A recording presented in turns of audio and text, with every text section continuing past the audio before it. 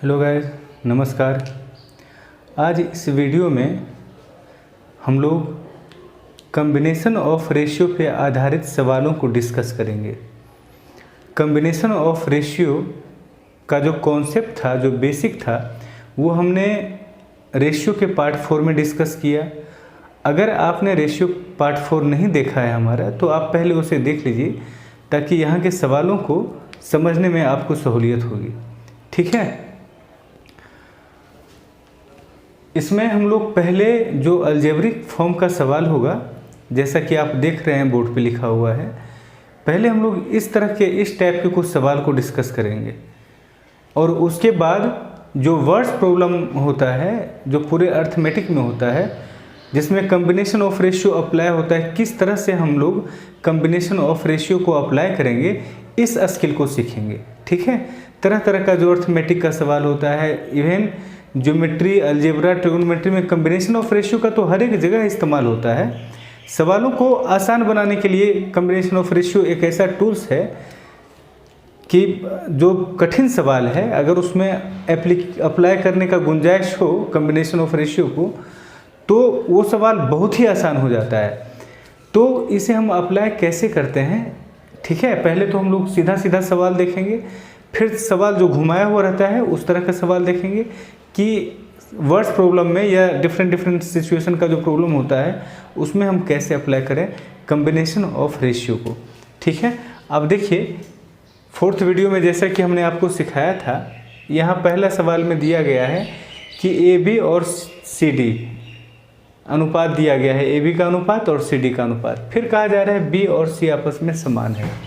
अब देखिए, जब भी आप सवाल को बनाइएगा तो जो बेसिक इसका है, जो इसका जड़ है, उसको पकड़ के बनाइएगा। जड़ को अगर पकड़ के बनाते हैं सवाल को, तो फिर कुछ सवालों तक आपको थोड़ा ज़्यादा टाइम लग सकता है, लेकिन उसके बाद क्या है कि जब वो सबकॉन्शियस में चला जाएगा, इसका जो बेसिक कॉन्सेप्ट है, तो फिर आपको सवाल चाहे कितना ही टेढ़ा रहे, उसमें आप अप्लाई कर लेंगे अपना कॉन्सेप्ट को।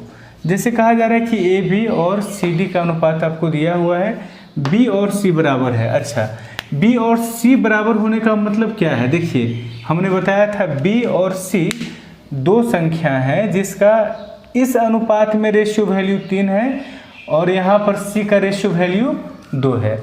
हमने कहा था आपसे कि रियल वैल्यू बराबर होता है रेशियो वैल्यू इंटू HCF, और दो रेशियो को कंबाइन करने का मतलब होता है कि दोनों के HCF जो कि 1 यूनिट के बराबर होता है, दोनों के HCF को अगर आप बराबर कर देंगे, यानी 1 यूनिट के मान को बराबर कर देंगे, तो दोनों कंबाइंड हो जाएगा, मतलब रुपया रुपया हो जाएगा, डॉलर डॉलर हो जाएगा। जैसा हमने एग्जाम्पल आपको दिया था कि दोनों को एक मुद्रा में लाने का हमारा प्रयास रहता है कम्बिनेशन ऑफ रेशियो में।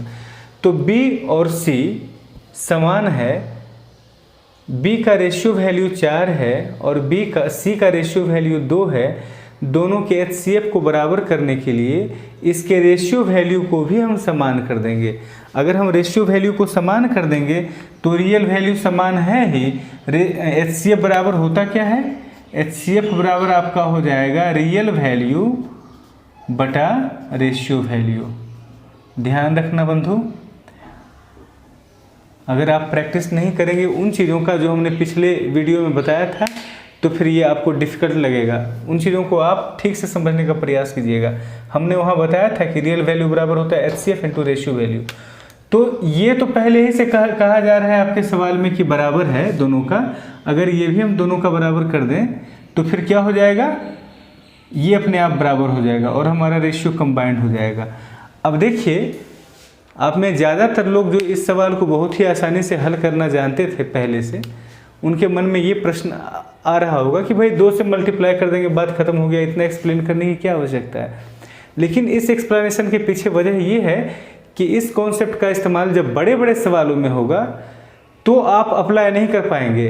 अगर सिर्फ इस सवाल को आप बनाना जानते हैं, लेकिन इन चीज़ों को अगर आप नहीं जानते हैं, तो कम्बिनेशन ऑफ रेशियो का इस्तेमाल अगर बड़े बड़े सवालों में होगा तो वहाँ आप अप्लाई नहीं कर पाएंगे। इसलिए हम ये सब चीज़ बता रहे हैं। अदरवाइज़ मुझे भी आता है ये कहना कि इसमें 2 से मल्टीप्लाई कर दो, बात खत्म हो गई, ABCD का रेशियो आ जाएगा। अब बात समझ रहे होंगे मेरी। तो हम करेंगे क्या, रेशियो वैल्यू को बराबर करेंगे किसके, बी और सी के क्यों HCF को बराबर करने के लिए। ठीक है, ये रीजन को समझना। तो हम यहाँ 2 से मल्टीप्लाई हमने कर दिया। ठीक है, अब देखिए बी और सी का रेशियो वैल्यू भी बराबर हो गया, रियल वैल्यू भी बराबर हो गया, यानी HCF बराबर हो गया, यानी एक यूनिट बराबर हो गया। जब बराबर हो गया तो ये कंबाइंड हो गया। जब कंबाइंड हो गया तो हम इन सब को एक अनुपात में यानी ABCD इस तरह से लिख सकते हैं। क्या हो जाएगा, 3, 4, 4 और 10, यही आपका अनुपात हो जाएगा। अब बात समझ रहे हैं। देखिए दूसरे सवाल में आ जाइए। पहला सवाल में कहा गया था कि B और C बराबर है। दूसरा सवाल में ये नहीं कहा गया कि B और C बराबर है। दूसरा सवाल में क्या किया गया है कि यहाँ भी B दे दिया है और यहाँ भी B दे दिया है। तो दो अलग अलग अनुपात है, AB का और BC का। इसमें ये B है और इसमें ये B है। अच्छा, B का रेशियो वैल्यू यहाँ 2 है और B का यहाँ भी रेशियो वैल्यू 2 है। अच्छा, B तो B के बराबर होगा ही, यानी B ये जो हमारा है और ये जो हमारा है, इन दोनों का रियल वैल्यू तो समान है ही और रेशियो वैल्यू भी संयोग से समान है, यानी HCF भी इनका समान होगा। दैट मीन्स AB और BC का जो अनुपात आपको दिया है ये ऑलरेडी कंबाइंड है, इसे कंबाइन करने की आवश्यकता नहीं है। तो A से लेके C तक तो आप अभी ही लिख सकते हैं। क्या अनुपात है, 1, 2 और 3 का। अब रही बात, एक अनुपात आपके पास ये हो गया और एक अनुपात आपके पास ये हो गया। इस दोनों में C का तो रियल वैल्यू बराबर होगा ही, ये रेशियो का साइन है, यहाँ इक्वलिटी का साइन नहीं होगा। C का तो वास्तविक मान बराबर होगा ही, चूंकि ये भी C है और ये भी C है। अगर हम आनुपातिक मान भी समान कर दें तो HCF बराबर हो जाएगा, क्योंकि HCF बराबर क्या होता है, वास्तविक मान बटा आनुपातिक मान, रियल वैल्यू बटा रेशियो वैल्यू। तो हम करेंगे क्या, C के दोनों जगह रेशियो वैल्यू को समान कर देंगे। समान करने के लिए हमने आपसे बताया था आप गुना या भागा दे सकते हैं। तो ये C है 2 और ये C है 3, इसे हम 2 से गुना कर देंगे तो ये 6 हो जाएगा, इसे हम 3 से गुना कर देंगे तो ये भी 6 हो जाएगा। इसलिए हम यहाँ 2 से मल्टीप्लाई कर रहे हैं, और जब आप इसे 2 से मल्टीप्लाई कीजिएगा तो सबको 2 से मल्टीप्लाई करना पड़ेगा। और ठीक उसी तरह से यहाँ आप क्या करेंगे, 3 से मल्टीप्लाई करेंगे और यहाँ पर भी 3 से मल्टीप्लाई करना पड़ेगा। ठीक है,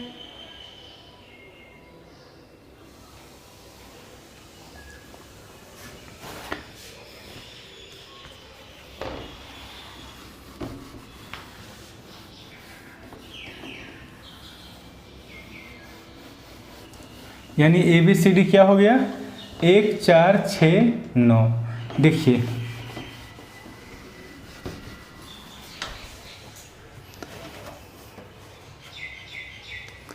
अगर हमारे सामने सवाल इस तरह से है कि A अनुपात B अनुपात C 2 अनुपात 3 अनुपात 4, C अनुपात D अनुपात E 3 अनुपात 2 अनुपात 1, मान लो ऐसे सवाल हमारे पास है। ठीक है, दोनों को कंबाइन करना है। हम करेंगे क्या, इसमें 3 से मल्टीप्लाई कर देंगे। ये हमें समझ में आ गया कि इसमें अगर हम 3 से मल्टीप्लाई कर दें और इसमें 4 से मल्टीप्लाई कर दें तो ये भी 12 हो जाएगा, ये भी 12 हो जाएगा। दैट मीन्स हम यहाँ क्या कर देंगे, 3 से मल्टीप्लाई, यहाँ भी 3 से मल्टीप्लाई, यहाँ भी 3 से मल्टीप्लाई।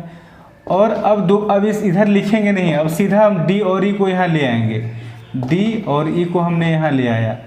अब D में हमें कितना से इतना दिमाग में रखना है कि भाई इधर तो हमें 4 से मल्टीप्लाई करना है, तो D को हम 4 से मल्टीप्लाई करेंगे और E को भी हम 4 से मल्टीप्लाई करेंगे, तो हमारा ये आंसर हो जाएगा, यानी 6, 9, 12, 8, 4। ठीक है, आइए अगले सवाल में आते हैं।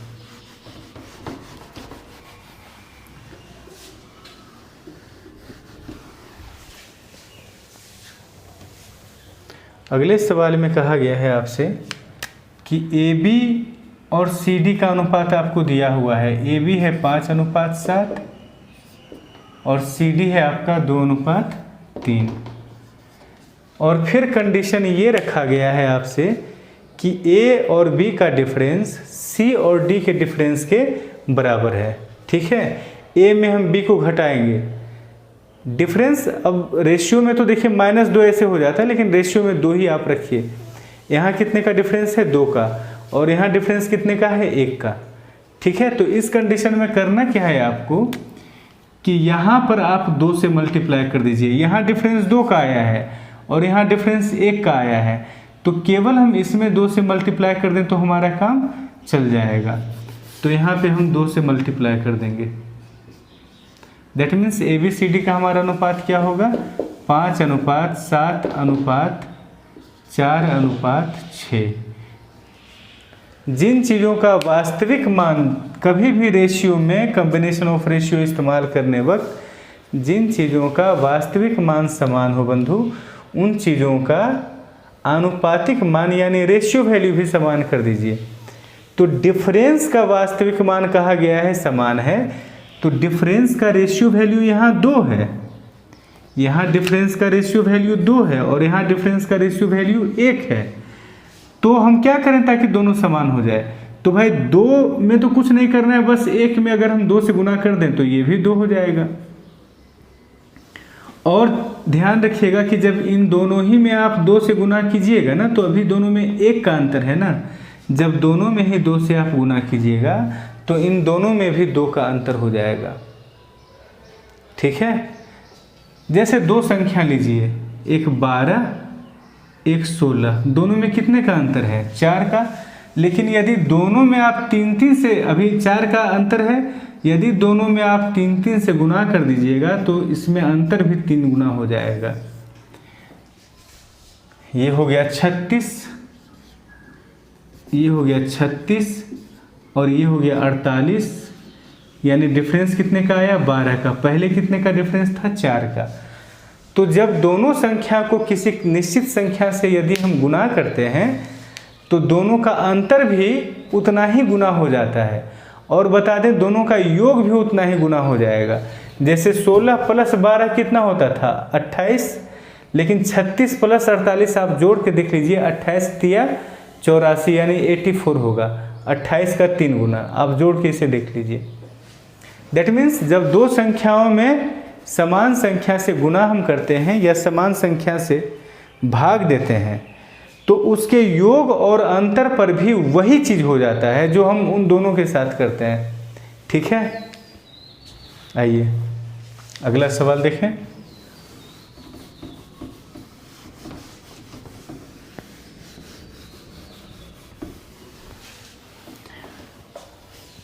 मान लो कि आपको एग्जाम्पल में, एक एग्जाम्पल के तौर पर ऐसा हम ले रहे हैं कि सवाल में कहा गया A/B/C 4:2:3 P/Q/R 3:2:1। अगर सवाल में आपसे ये कहे कि भाई A-B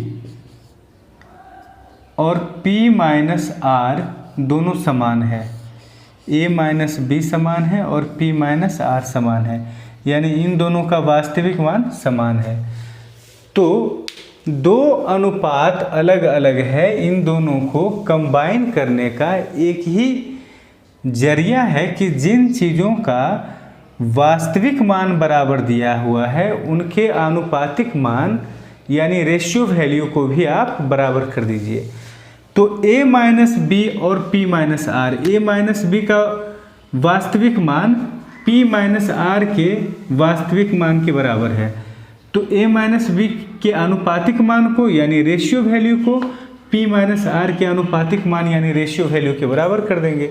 तो इन दोनों के डिफरेंस का रेशियो वैल्यू कितना है? 2, और इन दोनों के डिफरेंस का रेशियो वैल्यू कितना है? 2, यानी कुछ करने की आवश्यकता है ही नहीं, वास्तविक मान भी बराबर हो गया, आनुपातिक मान भी बराबर हो गया, यानी HCF बराबर हो गया, यानी इसमें 1 यूनिट का मान जो है उतना ही इसमें 1 यूनिट का मान है।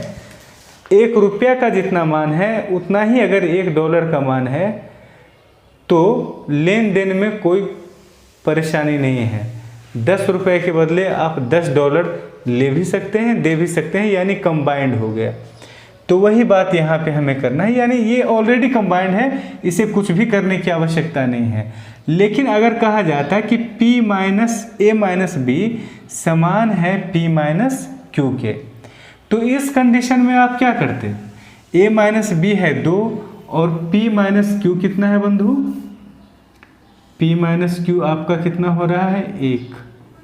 तो आप क्या कीजिएगा, इस 1 में हमें 2 से मल्टीप्लाई करना पड़ेगा, और इस 1 में 2 से मल्टीप्लाई करने के लिए P और Q दोनों में 2 से मल्टीप्लाई करना पड़ेगा। तो अगर आप P में भी 2 से मल्टीप्लाई कर दिए और Q में भी 2 से मल्टीप्लाई कर दिए, तो ऐसा नहीं है कि R को आप छोड़ सकते हैं, ठीक है। अब हमारा अनुपात कंबाइंड हो जाएगा। इस कंडीशन, इस शर्त के तहत अब हमारा अनुपात क्या हुआ, कंबाइंड हो गया। अब हम इन दोनों के बीच में इस तरह से अनुपात का साइन लगा सकते हैं। यही इतना सा बात है, ठीक है।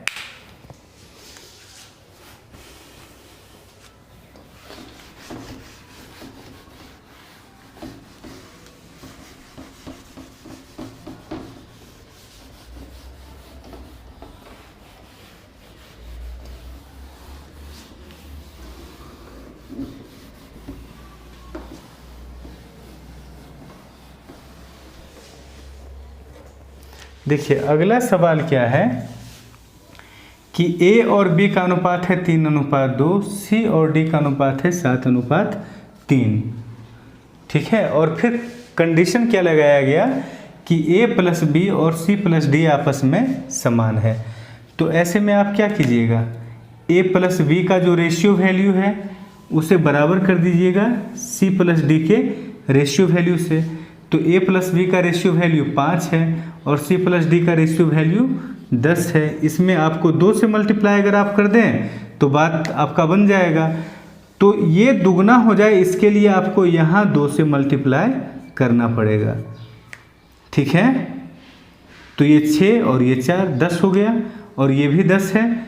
यानी जिन चीज़ों का वास्तविक मान समान था, हमने उनके रेशियो वैल्यूज़ यानी आनुपातिक मान को भी समान कर दिया।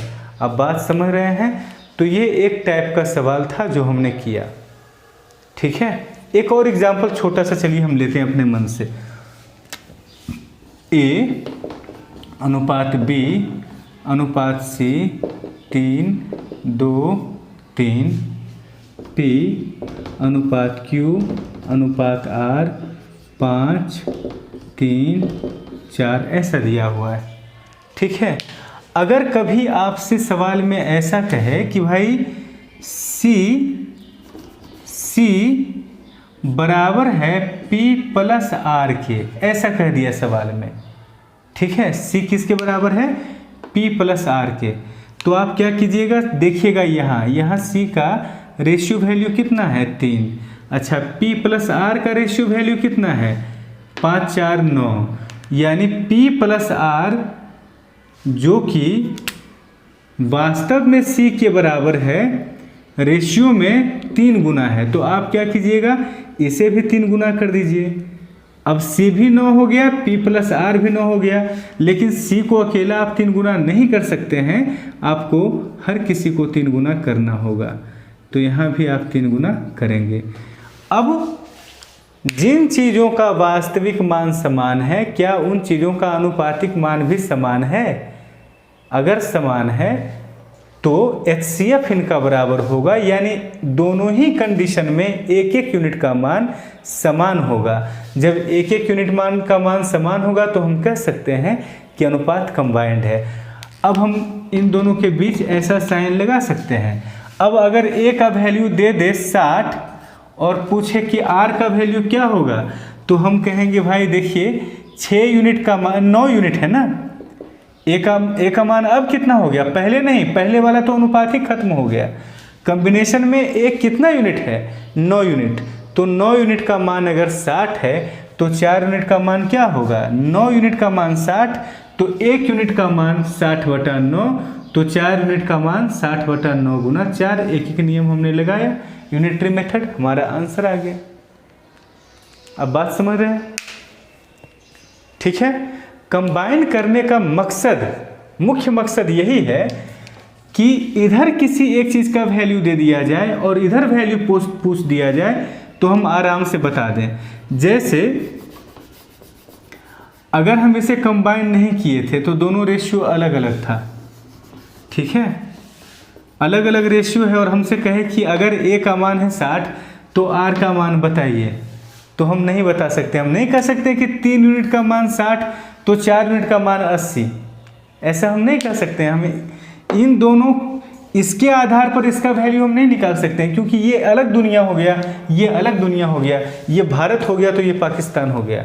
अब बात समझ रहे हैं ना, यहाँ का करेंसी अलग है, वहाँ का करेंसी अलग है, लेकिन आफ्टर कम्बिनेशन दोनों जगह की करेंसी समान हो जाती है। 1 यूनिट यानी करेंसी, 1 यूनिट HCF यानी 1 यूनिट यानी करेंसी। 1 यूनिट अगर दोनों का आपने समान कर दिया, चूंकि इसका 1 यूनिट अभी कुछ और होगा, इसका 1 यूनिट कुछ और होगा, इसका 1 यूनिट 20 के बराबर हो रहा है, जरूरी नहीं कि इसका भी 1 यूनिट 20 के बराबर हो, लेकिन कॉम्बिनेशन जब हम कर देंगे तब क्या होगा, तब दोनों का 1 यूनिट का मान जितना होगा उतना ही होगा।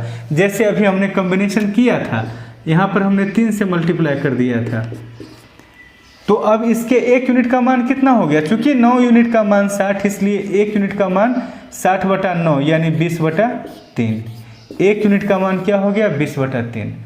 तो अब पूछेगा कि भाई बताओ आर का मान, तो अब तो कंबाइंड हो गया है ना, तो अब आर के भी अगर इसके 1 यूनिट का मान 20/3 है तो इसके भी 1 यूनिट का मान 20/3 ही होगा।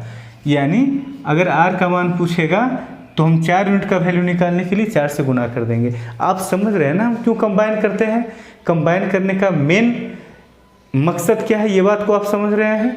ठीक है, आगे बढ़ते हैं सवालों में।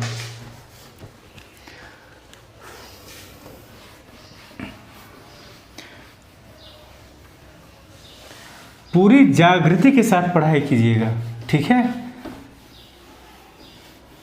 एक होता है कि यूज टू हो गया है, रोज आ जाता है, रोज पढ़ लेते हैं, वैसा नहीं, मतलब ये तो होते ही रहता है। इस टाइप से अगर आप पढ़ेंगे तो कभी सीख नहीं पाएंगे, उम्र निकल जाएगी, अनुभव नहीं बढ़ेगा, ठीक है। जैसे जो व्यक्ति स्टेशन पे नौकरी करता है उसको ट्रेन का आना जाना आश्चर्यजनक नहीं लगता है, लगता है कि ये तो रोज आ ही रहा है।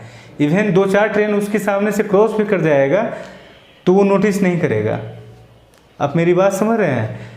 मान लो कि कोई ऐसा व्यक्ति है जिसको स्टेशन पे रहना मजबूरी है, वो नहीं जो वहाँ नौकरी कर रहा है, उसको तो अब दायित्व हो गया कि जो भी ट्रेन आ रहा है जा रहा है उसका लेखा जोखा रखना है। लेकिन ऐसा व्यक्ति अगर आप ही को ज़बरदस्ती बिठा दिया जाए तो पहले 2-4 दिन तक आप जितना भी ट्रेन आएगा सारा ट्रेन को आप नोटिस कीजिएगा, लेकिन उसके बाद क्या होगा कि आप यूज टू हो जाएंगे, मतलब ट्रेन आएगी जाएगी आप इग्नोर कर देंगे। समझ रहे मेरी बात को। तो पढ़ाई में भी लोग ऐसे ही करते हैं, रोज़ तो पढ़ाई देता है कोई ना कोई, रोज़ तो पढ़ ही रहे हैं, तो यूज टू हो जाता है, मतलब किसी भी चीज़ को एक आश्चर्य के नज़रिए से नहीं देखता है, मतलब आ रहा है जा रहा है बस। तो उससे क्या होगा कि कॉन्सेप्ट कभी बनेगा ही नहीं, आपका जो इंटरेस्ट है वो भी नहीं बनेगा और कॉन्सेप्ट भी आपका तगड़ा नहीं होगा। इसलिए हर एक चीज़ को पूरी जागृति से ऐसे पढ़िए जैसे पहली बार आया है और यही आखिरी बार है, ठीक है। आइए आगे देखते हैं।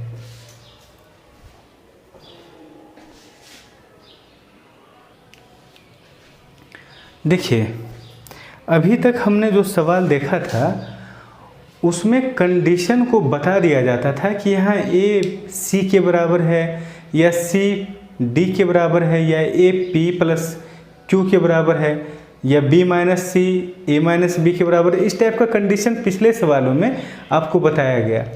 यहाँ कंडीशन आपको डायरेक्ट नहीं बताया गया बल्कि एक पहेली के तौर पे आपको दिया जाएगा कि समझो इसमें कॉम्बिनेशन करने का क्या आधार है।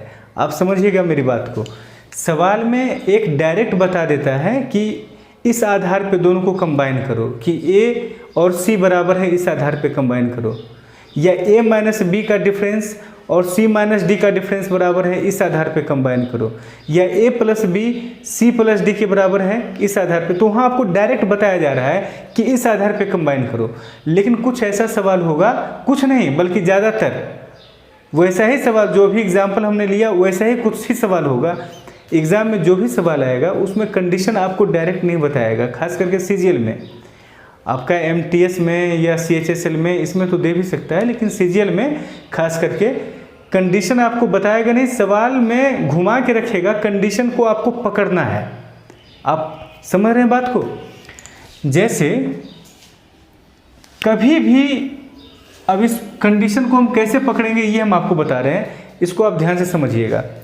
दो संख्या है, ठीक है, दो संख्या है, दोनों का कुछ अनुपात है दिया हुआ है, दोनों का कुछ वैल्यू है। मान लो कि हम दो संख्या लेते हैं, P है और Q है, इसका वैल्यू है 20 और इसका वैल्यू है 30, ठीक है।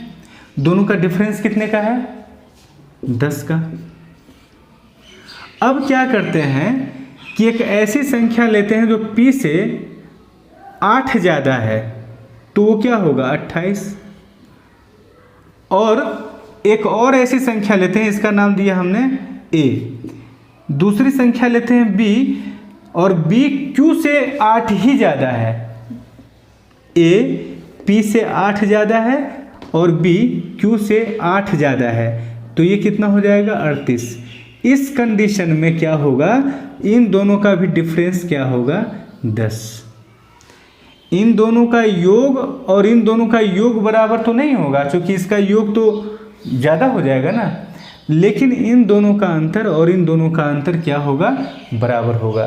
तो जब दो सेट ऑफ नंबर दिया हुआ रहे, जैसे PQ और AB, और दोनों ही में पहला दूसरा से उतना ही ज़्यादा रहे जितना दूसरा इसका दूसरा इसके दूसरा से, आप मेरी बात समझ रहे हैं? A P से उतना ही ज़्यादा रहे जितना कि B Q से, तो उस कंडीशन में P और Q में जितने का अंतर रहेगा उतने ही का अंतर रहेगा A और B में। अब देखिए, पहले दो संख्या लिया गया M और N, पहले दो संख्या लिया गया M और N।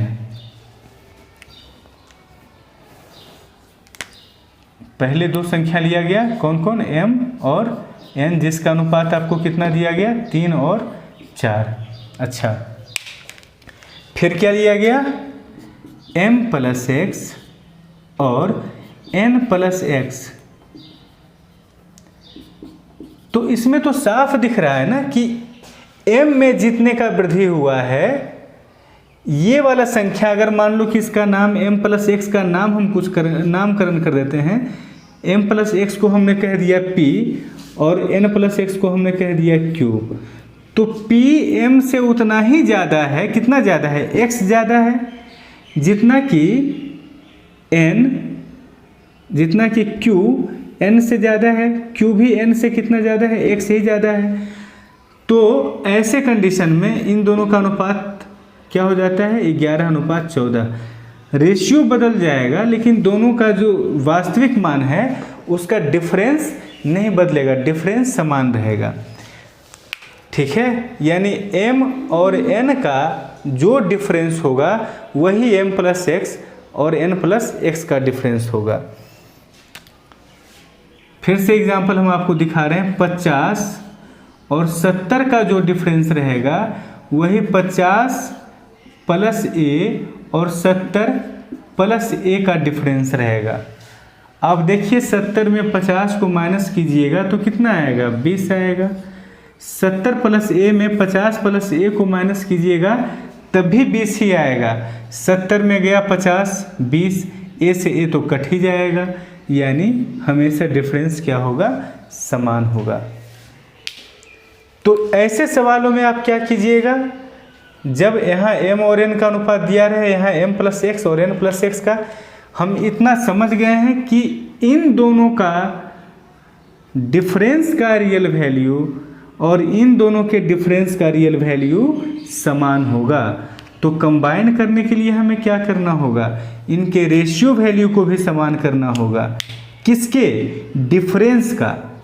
जो अंतर है उसका वास्तविक मान बराबर है तो अंतर का अनुपातिक मान भी बराबर कर देंगे। यहाँ अंतर का अनुपातिक मान 3 है और यहाँ अंतर का अनुपातिक मान 1 है। बराबर करने के लिए हमें यहाँ बस 3 से गुना करना होगा।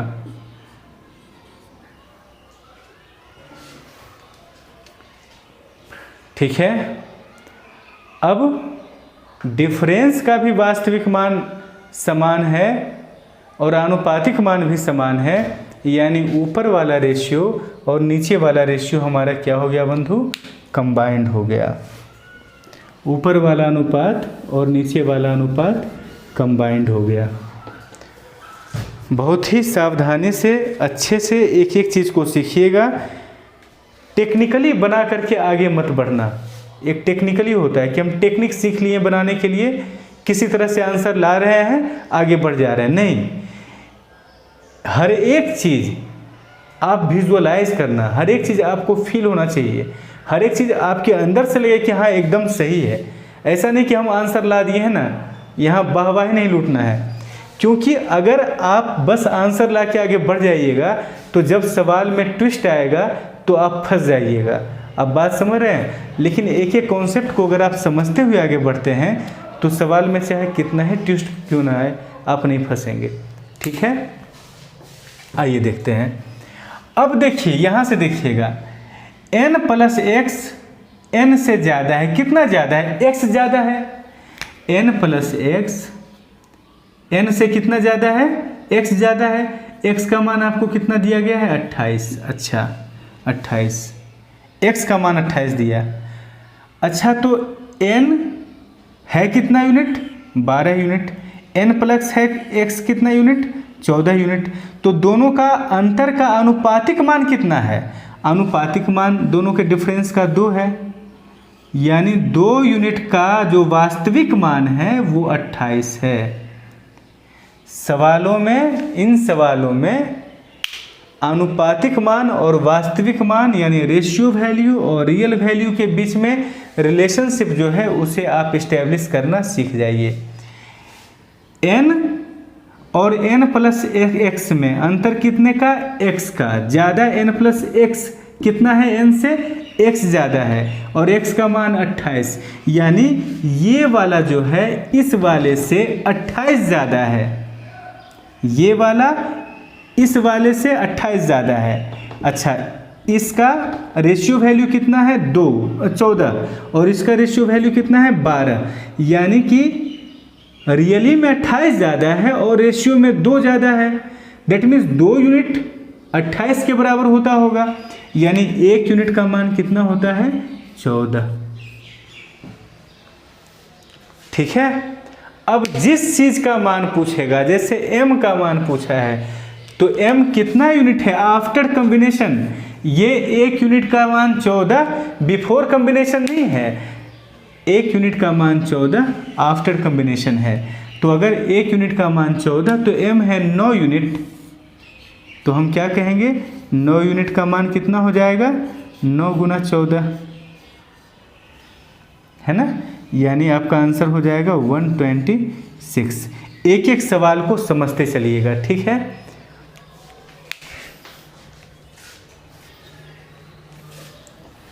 ऑनलाइन क्लासेस में सबसे बड़ी परेशानी टीचर के साथ क्या होती है, ये हम आपको बताते हैं। सब दिन से आदत रहा है ऑफलाइन पढ़ाने का। ऑफलाइन पढ़ाने में एक बड़ी अच्छी सुविधा मिल जाती है कि कॉन्सेप्ट को समझाइए। स्टूडेंट का आंख देख करके ये बात समझ में आ जाती है कि स्टूडेंट कितना समझ पा रहा है, कितना नहीं समझ पा रहा है। अगर समझ रहा है तो आंखों में सेटिस्फैक्शन होता है, चेहरे पे मुस्कुराहट होती है। अगर नहीं समझ रहा है तो जिस अमाउंट में उनका अंडरस्टैंडिंग कम होता है किसी कॉन्सेप्ट के बारे में, उसी अमाउंट में उनका चेहरा पर उदासी होता है। तो इससे समझ में आ जाती है कि क्या हमको समझाना है, क्या नहीं समझाना है, उनसे पूछ करके कि यहाँ समझ रहे हो या नहीं समझ रहे हो। लेकिन यहाँ पर ऑनलाइन क्लासेस में ये व्यवस्था नहीं है, तो थोड़ी परेशानी हम जैसे टीचर्स को होती है। लेकिन फिर भी आपके साथ एक चीज़ पॉजिटिव है कि यहाँ पर आप टीचर को रिपीट कर कर के पढ़ सकते हैं। ऑफलाइन क्लास में आप कितना रिपीट कीजिएगा, टीचर भी झुंझला उठेगा। 2 बार से 3 बार अगर पूछेंगे तो फिर टीचर भी परेशान हो जाएगा। तो अपना अपना एडवांटेज है, डिसएडवांटेज है ऑनलाइन ऑफलाइन का। ठीक है, आइए अगला सवाल देखते हैं। ऐसा ही एक और सवाल लेते हैं। देखिए, हम एक चीज़ और बताना चाहते हैं, एकदम रहना है कैजुअल, चीज़ों को सीखने में कैजुअल रहना है, ज़्यादा स्ट्रिक्ट नहीं होना है, लेकिन सीखना है अच्छे से। ठीक है, जैसे सिनेमा आप देखते हैं ना, तो सिनेमा क्या आप टाई कोट पहन के ही देखते हैं, या क्रिकेट मैच देखना हो तो क्या एकदम पूरा फॉर्मल वे में आके देखते हैं? नहीं, जैसे रहते हैं एकदम वैसे ही देखते हैं। आपका ध्यान किस चीज़ पे रहता है? बस देखने पे, इंटरेस्ट पे रहता है। तो ये भी इंटरेस्टिंग चीज़ है। तो ध्यान आपका कंटेंट पे होना चाहिए, कॉन्सेप्ट पे होना चाहिए, न कि हम फॉर्मेलिटी पे नहीं होना चाहिए ध्यान। तो एकदम आराम आराम से सीखिएगा। ठीक है, जैसे देखिए, अभी हम एक कॉन्सेप्ट आपको बताएं कि दो संख्या है, 15 है और 20 है। यदि दोनों में समान वृद्धि कीजिएगा तो दोनों का डिफरेंस क्या होगा? समान होगा। ठीक है, जब समान कमी कीजिएगा ना, तब भी डिफरेंस दोनों का समान होगा। जैसे मान लो कि इसमें भी हमने 7 माइनस कर दिया और इसमें भी हमने 7 माइनस कर दिया, ये घट के कितना हो जाएगा? ये घट के आपका हो जाएगा 8, और ये घट के कितना हो जाएगा आपका 13। तो पहले इन दोनों का डिफरेंस कितना था? 5 का। अभी भी इन दोनों का डिफरेंस कितने का है? 5 का है।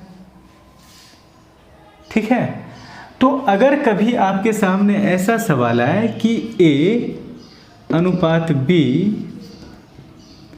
5:3, C अनुपात D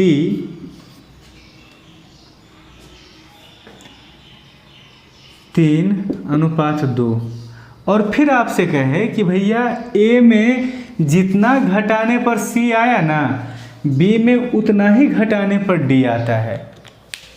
A में जितना माइनस करने पर C आया, B में उतना ही माइनस करने पर D आ जाता है। इसका मतलब यही होगा ना कि A में अगर हम C को घटाएंगे तब जितना आएगा, B में D को हम घटाएंगे तब उतना ही आएगा। तो ऐसा भी कंडीशन आपके सवालों में दे सकता है। आप बात समझ रहे हैं? A में हम जितना घटाएं, A में हम 5 घटाएं तब C आता है, और B में भी हम 5 घटाएं तभी C आता है। इसका मतलब है कि यहाँ से क्या आ जाएगा? C को इस तरफ आप कीजिएगा तो A माइनस C बराबर 5, B माइनस ये D है ना, B माइनस D बराबर 5।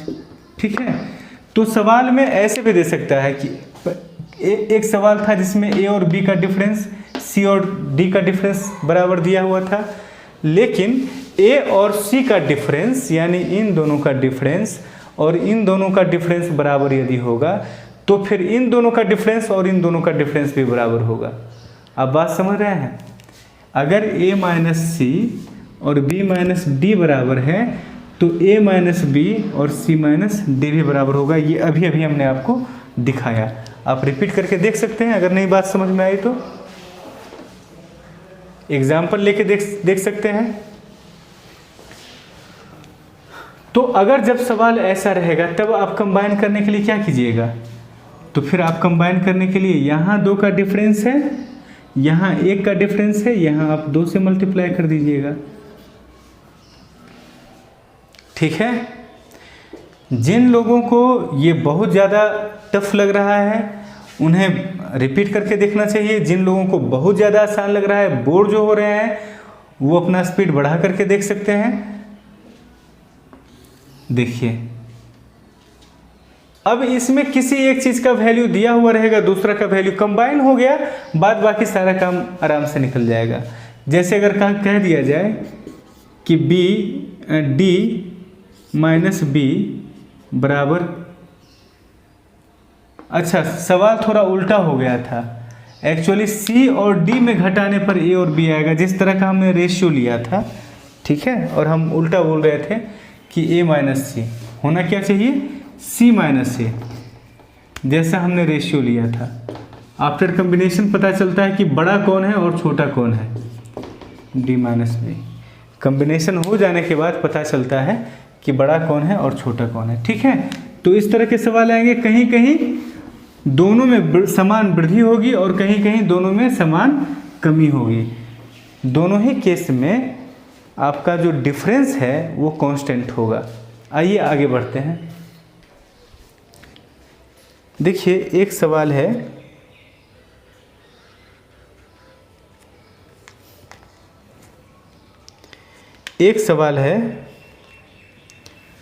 P/Q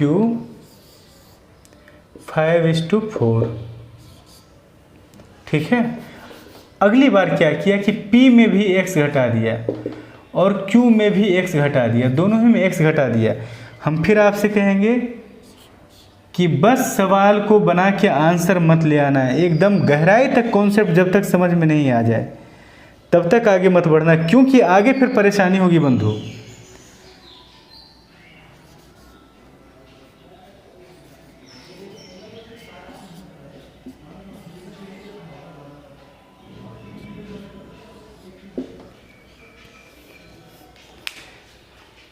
आगे परेशानी होगी, ध्यान रखिएगा। इसलिए किसी तरह आंसर बस लाके आगे मत बढ़ जाना। टेक्निकली सवालों को नहीं, कॉन्सेप्चुअली बनाना है। देखिए P और Q का अनुपात दिया गया, P में भी उतना ही कम किया गया, Q में भी उतना ही कम किया गया। इसका मतलब है कि P और Q का अंतर जितना होगा वास्तव में उतना ही P-x और Q-x का अंतर होगा। यहाँ इन दोनों में जितना का अंतर होगा वास्तव में उतना ही अंतर इन दोनों में होगा वास्तव में। तो यहाँ पर कितने का अंतर है? 1 यूनिट का। और यहाँ पर कितने यूनिट का अंतर है? 3 यूनिट का। हम क्या करेंगे कंबाइन करने के लिए? यहाँ 3 से मल्टीप्लाई कर देंगे। सब कुछ हम बार बार हर सवाल में नहीं बताएंगे ना कि HCF 1 यूनिट ये समान करना हमारा लक्ष्य है। अब हम धीरे धीरे आगे बढ़ रहे हैं, लेकिन आप थोड़ा रिपीट कीजिएगा। ठीक है, वीडियो 4 और वीडियो 5 ये दोनों आप जितना बार देखें कम है, उसके आगे से आप एक एक बार देखिए, आपका कॉन्सेप्ट क्लियर होता चला जाएगा। लेकिन वीडियो 4 और वीडियो 5 जो है इसमें आपका कम्बिनेशन ऑफ रेशियो का सारा कॉन्सेप्ट है। तो हमने इन दोनों को कंबाइन कर लिया। अच्छा, कंबाइन जब कर लिया तो Q जो है यानी ये वाला इस वाले से कितना ज़्यादा है? X ज़्यादा है। Q-x से कितना ज़्यादा होगा? X ज़्यादा होगा। अच्छा, अनुपात में कितना ज़्यादा है भाई? 11 यूनिट ज़्यादा है। दोनों कंबाइन हो गया है, मतलब ये और ये अलग अलग अनुपात अब नहीं रहा, अब दोनों एक ही अनुपात का चारों हिस्सा हो गया है। तो अनुपात में कितना अधिक हो गया? 11 यूनिट अधिक हो गया। और वास्तव में कितना अधिक है? x अधिक है। और x कितना है? 22 है। तो हम कहेंगे कि अगर 11 यूनिट का मान 22 तो 1 यूनिट का मान 2। अगर 1 यूनिट का मान 2 तो पूछा गया है किस चीज़ का वैल्यू? P+Q का। P यानी 15, Q यानी 12, तो 15 12 27। 27 यूनिट का मान कितना हो जाएगा? 54। यही आपका आंसर हो जाएगा।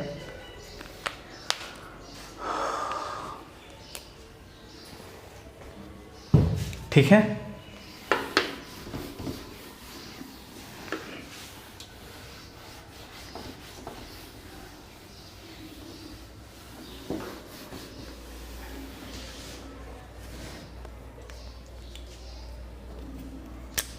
A/B 3/2 C/D 4/5। अगर कहे A और B का अंतर, A और एक मिनट C और B का अंतर 20 है। C और B का अंतर कितना है? 20 है। अच्छा, और फिर कहे आपसे कि बताइए A का मान कितना होगा? तो क्या आप कह सकते हैं C है 4 यूनिट, B है 2 यूनिट, तो C-B यूनिट में कितना हुआ? 2 यूनिट। तो 2 यूनिट का रियल वैल्यू कितना हुआ भाई? 20। इसलिए 1 यूनिट का रियल वैल्यू 10, तो A का मान है 3 यूनिट। 3 यूनिट का रियल वैल्यू कितना? 30। ऐसा क्या आप कह सकते हैं? आप ऐसा नहीं कह सकते हैं, ये एकदम गलत हो जाएगा। क्यों गलत हो जाएगा? क्योंकि सी के 4 यूनिट में आप बी का 2 यूनिट नहीं घटा सकते हैं।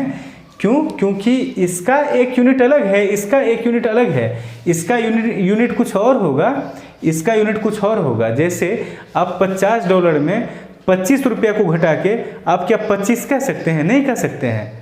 $50 में अगर 25 रुपये को आप माइनस कीजिएगा तो 25 नहीं आएगा। क्यों? क्योंकि $1 का मान कुछ और है, 1 रुपया का मान कुछ और है। पहले तो उन दोनों में कोई समानता है नहीं, तो ऐसे डायरेक्ट हम नहीं घटा सकते हैं। आप बात समझ रहे हैं ना? तो यहाँ पे ये गलत हो जाएगा। फिर हमें करना क्या होगा? फिर उस कंडीशन को देखना होगा जिस कंडीशन के तहत इन दोनों को कंबाइन किया जा सकता है, और ऐसा कोई कंडीशन अभी तक इस सवाल में नहीं दिया गया है। जितना सवाल हमने लिखा इतना में ऐसा कोई कंडीशन नहीं दिया गया है जिसके आधार पर इस अनुपात और इस अनुपात को कंबाइन किया जा सकता है। अब मान लो कि इस सवाल में ऐसा कह देता कि भाई ए बराबर है सी के, ए बराबर है सी के, तब इस कंडीशन के आधार पर हम क्या करते? इन दोनों को कंबाइन कर लेते। जिन चीज़ों का वास्तविक मान बराबर है उसका फिर से हम यहाँ लिख देते हैं। देखिए 1 यूनिट यानी HCF। क्यों ऐसा? ये वीडियो 4 में आप देख सकते हैं। बराबर रियल वैल्यू बटा रेशियो वैल्यू। ठीक है, ये दिखाई पड़ता है ना?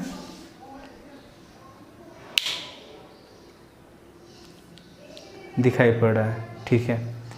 1 यूनिट बराबर HCF बराबर रियल वैल्यू बटा रेशियो वैल्यू। तो अगर कहा गया है कि A और C का वास्तविक मान, देखिए हम कॉम्बिनेशन ही आपको बार बार इसलिए सिखा रहे हैं, जिनको ये बातें समझ में आ गई होगी निश्चित उन्हें बोरिंग लग रहा होगा यहाँ कि एक ही चीज़ बार बार सर क्यों बता रहे हैं, लेकिन ये उन लोगों के लिए बता रहे हैं जो नहीं समझ पा रहा है। बार बार हम इसका जिक्र इसलिए कर दे रहे हैं ताकि कम से कम कभी तो आपके दिमाग में ये अटैक कर जाए, और फिर आप जब एक बार यहाँ तक आपका ठीक हो गया जहाँ तक अभी हम बताए हैं, तो आगे फिर रास्ता एकदम क्लियर है। ठीक है, अगर यहाँ तक आप ठीक समझे हैं, टेक्निकली आंसर ला रहे हैं, इसका मतलब समझिए कुछ भी नहीं है, फिर आगे रास्ता क्लियर नहीं है। अगर पूरा गहराई से डीपली आप इन चीज़ों को समझ लिए हैं तो फिर आगे का रास्ता साफ है। अगर नहीं समझे हैं तो रिपीट कीजिए, बार बार देखिए। आप वीडियो डाउनलोड कर लीजिए, MB अगर खर्च नहीं करना है तो आप अपना वीडियो डाउनलोड कीजिए मोबाइल में, हमारा वीडियो डाउनलोड हो सकता है, और दोनों को बार बार देखिए, रिपीट कीजिए। ठीक है, अब क्या हुआ? A और C का रियल वैल्यू जिसका बराबर है, अगर हम रेशियो वैल्यू भी बराबर कर दें तो भाई बताओ, अगर न्यूमरेटर भी समान हो गया, डिनोमिनेटर भी समान हो गया, तो फिर क्या ये बराबर नहीं हो गया? फ्रैक्शन बराबर हो गया, यानी HCF हमारा बराबर हो गया, यानी 1 यूनिट बराबर हो गया। तो अगर हम यहाँ 2 से गुना कर देंगे, यही कहा गया ना A बराबर से, अच्छा A बराबर C कहा गया है, तो A और C को बराबर करने के लिए आप क्या कीजिएगा? इसमें 4 से गुना कर दीजिएगा, तो यहाँ भी 4 से गुना करना पड़ेगा, और इसमें 3 से गुना कर दीजिएगा, तो यहाँ भी 3 से गुना करना पड़ेगा। तो ये भी 12, ये भी 12, यानी वास्तविक मान भी बराबर, अनुपातिक मान भी बराबर, यानी 1 यूनिट अब सब में समान हो गया, यहाँ से लेके यहाँ तक में। अब किसी का मान दो, अब कह रहा है कि C माइनस B का मान 20 है, यानी 12 में गया 8, 12 में गया 8, कितना यूनिट? 4 यूनिट। अब हम घटा सकते हैं, पहले नहीं घटा सकते थे। 4 यूनिट का मान आपको 20 दिया गया है, पूछा है किस चीज़ का मान? 12 यूनिट का मान। 4 पचे 20, तो 12 पचे 60, यानी A का मान क्या हो जाएगा? 60 हो जाएगा। आप एकदम समझ रहे हैं ना? चलिए ठीक है।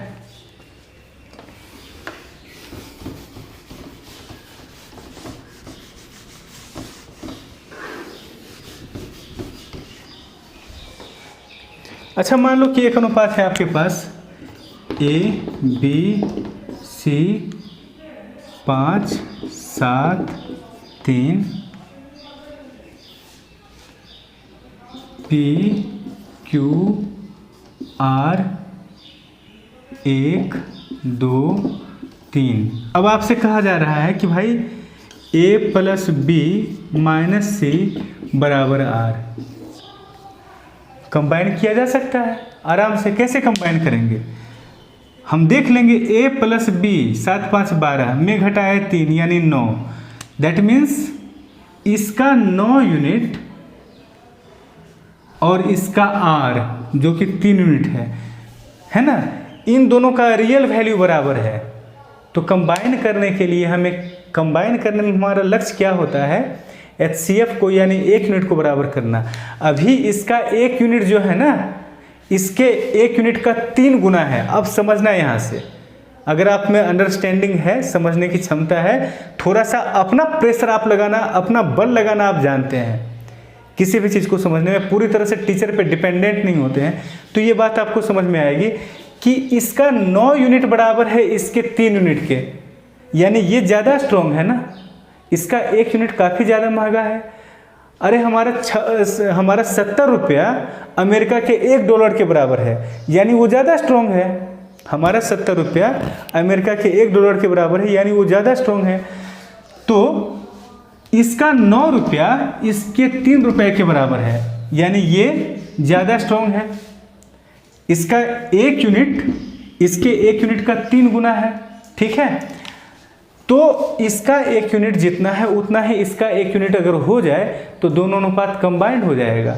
तो इसके लिए हमें क्या करना होगा, हमें क्या करना होगा कि इसमें 3 से गुना कर देना होगा, ठीक है। तब ये हो जाएगा 6 और ये हो जाएगा 3। अब देखिए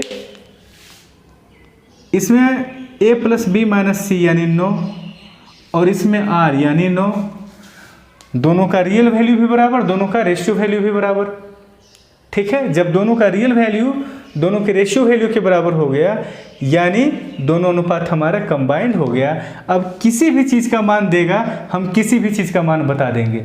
जैसे मान लो कि कह दे कि भैया q माइनस पी बराबर है 30, तो बताओ b का मान क्या होगा, हम कहेंगे 70 होगा। क्यों, q minus P 6 minus 3, 2 minus 1 मत करना, 2 माइनस 1 पुराना हुआ, अब इसकी कोई आवश्यकता नहीं है। कंबाइंड होने के बाद ये हो गया है ना। इसके हिसाब से तो 1 ही यूनिट होता है, और उस कंडीशन में इसका 1 यूनिट इसके 1 यूनिट के बराबर नहीं था, इसलिए हम इसके हिसाब से इसका नहीं निकाल सकते थे। अब जब कंबाइंड हो गया है तो हम कह सकते हैं कि इसका 3 यूनिट का मान हमें कितना दिया हुआ है 30, और पूछा गया है 7 यूनिट का मान। दोनों कंबाइंड है, तो अगर 3 यूनिट का मान 30 तो 7 यूनिट का मान 70। क्लियर है। अच्छा, कई लोग क्या करते हैं कि जैसे अगर ABC इसका 9 हो रहा है ना, और इसका वैल्यू 3 हो रहा है, तो कई लोग क्या करते हैं कि इसमें 3 से और इसमें 9 से गुना करते हैं। ऐसा ज़रूरी नहीं कि बार बार हमें ऐसा करना ही पड़ेगा। जैसे यहाँ होता 4 और यहाँ होता 3, तब तो यहाँ आपको 3 से और यहाँ पर 4 से गुना करना पड़ता बराबर करने के लिए। लेकिन यहाँ हो 4 और यहाँ हो 2, तो केवल यहाँ 2 करने ही से आपका बराबर हो जाएगा। फिर अगर हम इसमें 2 से गुना कर दें और इसमें हम 4 से गुना करें इस 2 में, तो बराबर तो ठीक है हो जाएगा, लेकिन थोड़ा ज़्यादा लेंदी हो जाएगा कैलकुलेशन। हर एक जगह पे, हर एक मोड पे ज़्यादा कैलकुलेशन होगा, ठीक है। तो ये था कुछ सवाल, और अभी कॉम्बिनेशन ऑफ रेशियो लंबा चलेगा। कल से हम लोग कॉम्बिनेशन ऑफ रेशियो के वर्ड्स प्रॉब्लम स्टार्ट करेंगे, ठीक है। आज का क्लास यहीं तक।